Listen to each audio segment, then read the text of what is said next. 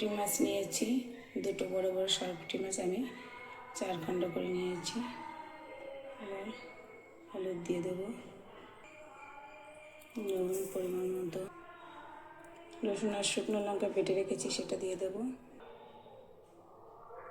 সর্ষের তেল দিয়ে দেবো।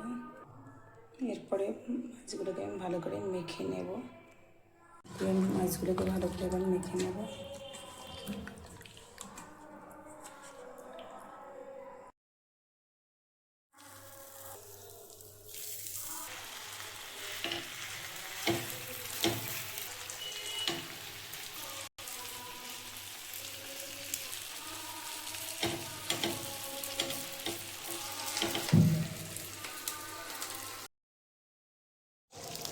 আমি ঢাকনাটা তুলে দিয়েছি, দেখো কতটা জল বেরিয়েছে।